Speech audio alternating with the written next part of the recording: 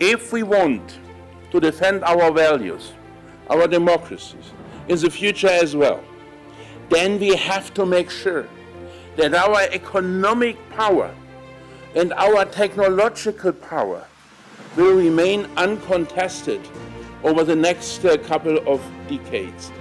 The war has signaled the transition of a Europe of naivety and innocence to a Europe of assertiveness and confidence.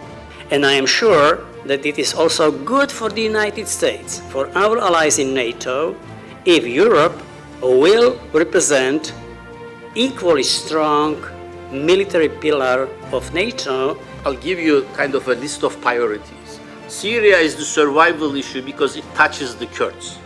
Aegean, and maybe now is part of the East-Med becoming, but Aegean is a sovereignty issue for Turkey.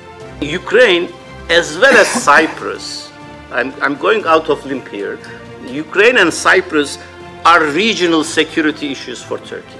Energy is an economic security. It's even down the list. We cannot afford another Putin.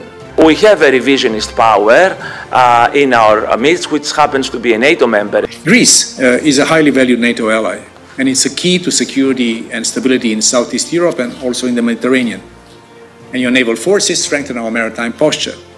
Your jets keep the skies over Montenegro safe, and you contribute to our missions in Iraq and Kosovo.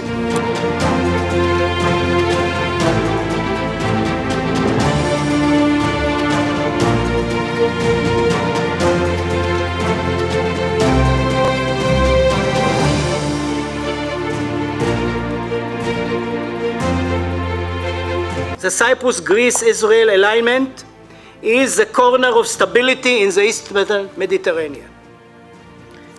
We definitely need to try to bring in Egypt.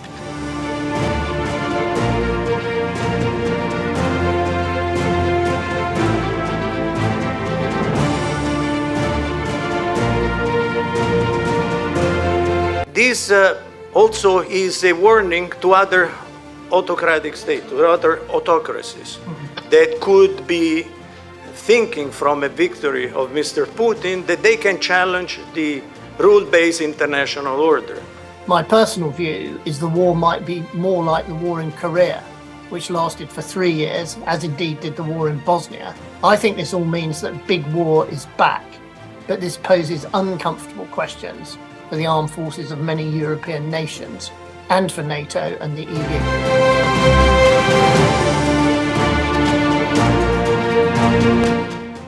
There is now an increased capacity to create a hydrogen corridor in the East Mediterranean, which would be beneficial to everyone involved here.